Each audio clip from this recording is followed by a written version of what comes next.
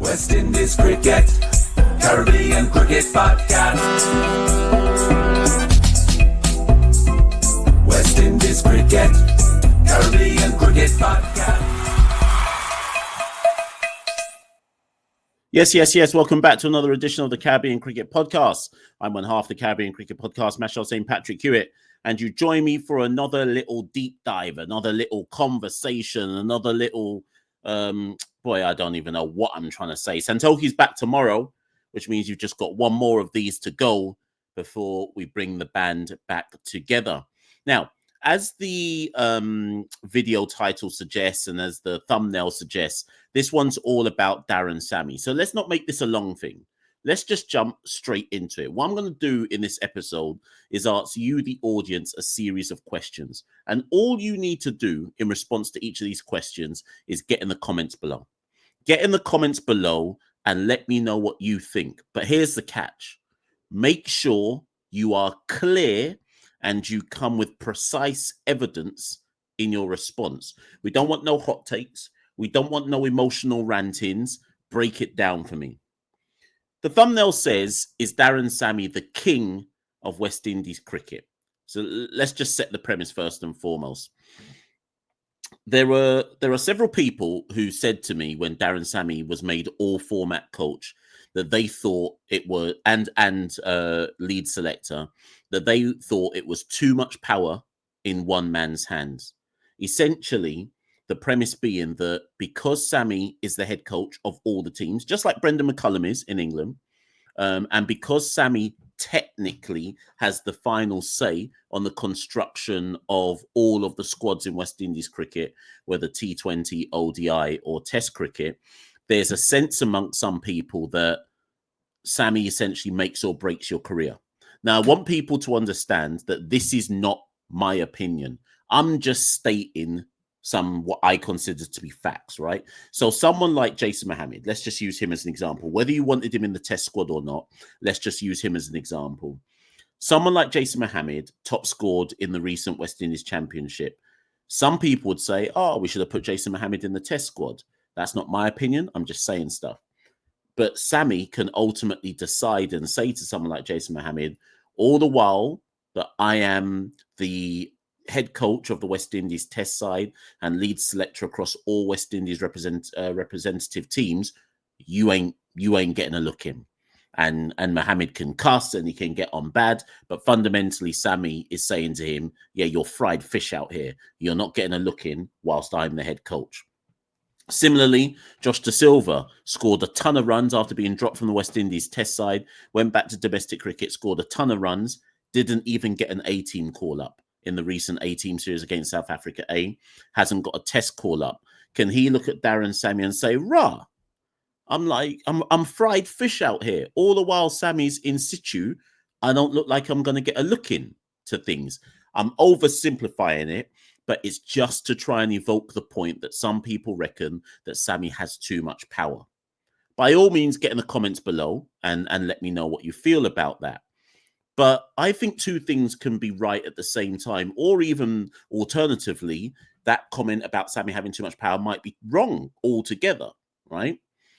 But what I've noticed in the recent weeks in West Indies cricket media, West Indies cricket fandom, is there's started to develop, and maybe in fairness, maybe this is just a lot of kind of WhatsApp uncle group chats and social media echo chamber noise. So I could have this completely wrong, but I've seen reference made to it in like other kind of YouTube channels, even in like mainstream press, people starting to cuss and get on and da-da-da-da-da-da. So I said to myself, let me have a look at it. Is Daren Sammy as bad a head coach as some people are clearly making him out to be? Now, this is where I will stake an opinion. I believe that we have not seen enough from Daren Sammy to be making any opinion on Daren Sammy's suitability as head coach one way or the other. I don't think we've seen enough.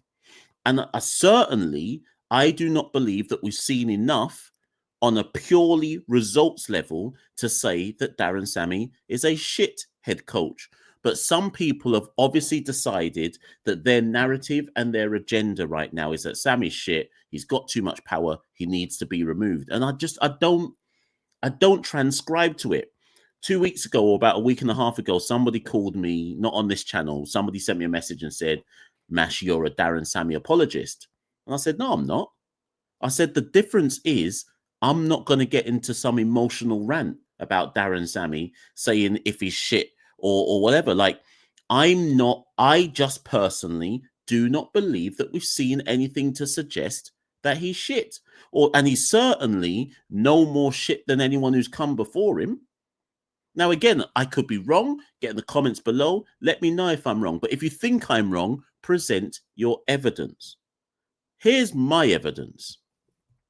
Since Daren Sammy became ODI coach, all I'm going to produce, people, is some stats and some facts. You do with it what you want. I'm just going to present the stats and the facts. Since Daren Sammy became ODI coach, we have played 33 ODI matches. We've won 16. We've lost 17. I'll say that again. Since Daren Sammy has become ODI coach, we have won 16 matches and lost 17. So basically a 48% win percentage as ODI coach. Is that terrible? Let me know. Get in the comments below and let me know. In the context of West Indies cricket history, recent 21st century history, is that terrible? And yes, people can talk about, oh, but Mash, look at the opposition, this, that, and the third. You can only beat who's in front of you, right? 116, lost 17. Then I pulled this data. Since Daren Sammy took over as West Indies ODI coach, we've had 12 completed matches at home in ODIs. We've won 8. We've lost 4. Okay? We've won 8 and we've lost 4. So what's that? That gives you what, a 66% win percentage at home. Get in the comments below. Is that terrible? So currently in ODIs, Daren Sammy has a 48% win percentage overall and a 66% win percentage at home. Is that terrible? Get in the comments below. Let me know. For the first time since Lord knows when, we currently have a 3, 4, and 5 in our ODI team that are clearly good. Carty at 3, Hope at 4, Rutherford at 5. That's happened under Daren Sammy. Is that shit? Let me know in the comments below. And some will say, oh, Mash, you're cherry picking. Okay, if you want to say the 3, 4, 5 thing is cherry picking, cool. But the win percentages stuff, that's just me pulling the data. So, but then I said to myself, okay, people are going to cast, they're going to get on, they're going to say, but this, but that. So I said to myself, okay, let me look at the last 34 games that were played in ODIs before Daren Sammy, right? And let me just see. The win percentage is not technically 34. I think I went to 35, right? Because of just how it worked out with series. So in the last 34/35 ODIs before Daren Sammy took over, West Indies had a win percentage of 40%. So since Daren Sammy took over, he has improved our win percentage by 8% in all ODIs all over the world. Is that shit? Let me know. Get in the comments below. Let me know. And of course, people are going to say, but Mash, different level of opposition. I'm just pulling the raw numbers. Is that shit? Get in the comments below. Let me know. So then I said, okay, cool. That's ODIs. Let's go to T20s. Since Daren Sammy has become the T20 coach, at one point before the start of the World Cup last year, our home World Cup, we went to number 3 in the world. Everybody's been quick to say, Rovman Powell, we went to number 3 in the world under Rovman Powell. We should never have got rid of Rovman Powell as captain. So this is what I want to know. If we got to number 3 in the world under Rothman Powell, and you're saying that shows that Rothman Powell's good, who was the head coach whilst Rothman Powell was there? Does the head coach not get any of the credit, but the captain gets the credit? Tell me how that works. So we're crediting the captain, and the head coach is irrelevant for us getting to number 3 in the world. Just let me know. If I'm talking shit, get in the comments below and let me know. In last year's 2024 World Cup, West Indies made it to the Super Sixes and were arguably a few runs away and a few poor decisions from making it to the semi-final. Arguably, they could have beaten South Africa in that final game, but whatever, right? They made it to the Super Sixes. In the World Cup before 2024, we didn't even get to the main stage of the World Cup. We played a preliminary round stage or round 1 stage with Scotland, Ireland, Zimbabwe. We won 1, lost 2, didn't even get to the main stage of the T20 World Cup. In the World Cup before that one, in 2021, we were in the group stages. We won 1 game out of the 5 we played against Bangladesh and crashed out of the tournament early. In the most recent T20 World Cup under Daren Sammy, we made it to the Super Sixes, having got out of our group. Is that shit? Let me know. Get in the comments below and let me know if that means he's shit. I don't want to hear anything about, different teams are picked. This is his record under his tutelage. Is that shit that he improved on the performances in the 2 previous World Cups before 2024? Is that shit? Does that mean he's shit? Get in the comments below and let me know. So let me fast forward to the test team. Whole big ruckus, man complaining, Sammy's left out this man, he ain't picked that man. How did Brandon King get in? Shea Hope's back. They didn't play enough 4-day championship cricket. Hope King didn't dominate. Carty's back, but Carty didn't have a good vote. This, that, and the third. Alzari's back. Where's Roach? Where's Joshua Silver? A whole bag of complaining. Cool. I can't comment about how good Daren Sammy's going to be as a test coach. Let me tell you why. Because he hasn't had a match. He hasn't had a match. So pardon me if I don't succumb to the media narrative, the social media narrative, the uncle narrative, which says the man is shit. Because I haven't even seen a test match under his tutelage. So why am I going to run to fulfill your narrative to say the man is shit when I've got nothing to go on in test cricket? If you want to tell me the man is shit and he's got too much power because he bought in a bag of new man and didn't use the metrics of best performers in 4-day championship, cool. You can have that argument. You can even tell me there's a level of validity to that argument.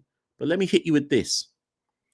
The West Indies cricket team in test cricket has been useless for going on nearly 25 years, give or take the odd performances here or there. So who am I to turn around to Daren Sammy and say, you shouldn't shake it all up. You shouldn't shake up the test team to its core and to its foundation and imprint your own image on this side? Who am I? And who are any of us to turn around to Sammy and say, you shouldn't do that? Because we've had no success anyway. We've been doing the same thing for the last 20, 25 years and achieving nothing with it. So who am I and who are we to turn around and go, you're shit? How dare you? How dare you shake up the whole test squad and bring in man that you like and so on and so forth? By my metric, he can do what he wants because nothing else has worked.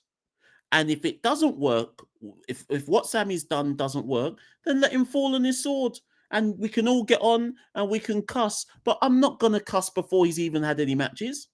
And I'm not going to cuss his decision to bring in this man, that man, the next man, drop this man, etc. Because so be it. So be it. Might as well, because nothing else has worked. And if it doesn't work, cool. we record the video again, and we say, boy, it looked like this Sammy thing ain't working, and it looked like this, and it looked like that. But I'm going to give him time. I'm going to give him time to fail or succeed on his own terms. You won't see me after Australia beat us cussing, saying, oh, we lost to Australia. Daren Sammy shit. You won't see me cussing. Because what's the point? I done knew before we played Australia what was going to happen. See, I'm not going to be that idiot who jumps on YouTube going, we lost to Australia. Daren Sammy out. He doesn't know what he's doing. We're done due to be losing to Australia. We're done due to be losing to India when we go to them next as well. I'm not ready to judge Daren Sammy in Test cricket for some time yet. Yes, I'll want to see some strong performances, but I won't be judging him based on if we lose to Australia and India in Test cricket. No. Am I a dunce? Because I'd have to be a dunce to be doing that. So you lot get in the comments below. There's two different ways of approaching this here. Firstly, do you think Daren Sammy has too much power in West Indies cricket? If so, why? Why do you believe that? And what is your solution to it? And then the second thing is Daren Sammy failing as a head coach? If so, give me the evidence. What is your evidence to suggest that Daren Sammy has failed with the power and the results he's had so far? Just give me the evidence. What is your evidence that incontrovertibly shows that Daren Sammy is failing with the power and the results he's had so far? Or are you just basing it on your emotional reaction to the situation because you don't like Daren Sammy? And let me just make it clear. Nicholas Pooran's decision to retire from international cricket, I'm not putting that on Sammy. That's on Nicholas Pooran and no one else. Because if Nicholas Pooran chose to retire from international cricket because he's in his feelings over Daren Sammy, Shai Hope, or whoever else, then he's a fool. After you're a professional, right? You're a professional. So I'm gonna if this was the case, I'm gonna retire. Let me talk about myself. You think another man can make me retire because I don't like a man? That don't make no sense. What do you think this is? This ain't Days of Our Lives. Now, I'm not saying that's the reason Pooran did retire, but I am saying that people who are trying to place Pooran's retirement on Daren Sammy's shoulders, that don't make any sense to me. That retirement is on Nicholas Pooran and no one else after he is an individual and he makes his own decisions. Listen, get in the comments below. Let me know what you think. I don't know already that certain men are going to get emotional and in their feelings over it. But let me know. Get in the comments below. Let me know what you think. On your way out, where's my thing? On your way out, like, share, subscribe. Caribbean Cricket Podcast. We're on all the social media handles. You don't know already where you can find us. X, Instagram, Blue Sky, Facebook, YouTube right now. Facebook. What else have I missed? We got a Discord. Instagram. Did I say that one already? Any social media handle, we are there. Like, share, subscribe.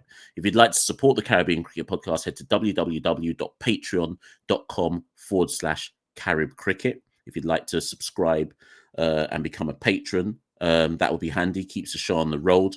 I've also recently created a Buy Me a Coffee. So if you're somebody who just wants to do a one-off support, you can click the link in the descriptor below for Buy Me a Coffee. I think the cheapest coffee is like the equivalent of £3. So if you'd like to do that as well as a one-off subscription, Buy Me a Coffee is an option. Or, of course, you can use the YouTube super chat, super thanks, etc. Lastly, of course, if you'd like to, if you're somebody who likes studying sports trends, sports data, because you like to lay down a flutter on different sports, you can link up with Parlay Pros, an official sponsor of the Caribbean Cricket Podcast. They use a highly efficient AI data-led algorithm which studies the trends across all sports, last 20 matches, last 15, last whatever, and provides you with the data that you need to flutter if you so choose. If that's what you're all about, make sure you do it responsibly. Again, click the link below that's in the descriptor. And if that's something you choose to do, use the affiliate code CCP. Listen, I've been Mashal St. Patrick Hewitt, one half the Caribbean Cricket Podcast. I'm fairly certain that after we drop this video, a whole bunch of other men are going to do the same kind of video. But you don't know, you know. I guess imitation is the greatest form of flattery, right? I'll be Mashal St. Patrick Hewitt, one half the Caribbean Cricket Podcast. Santoki's back tomorrow. Content's dropping. See you all very, very soon. West Indies Cricket, Caribbean Cricket Podcast.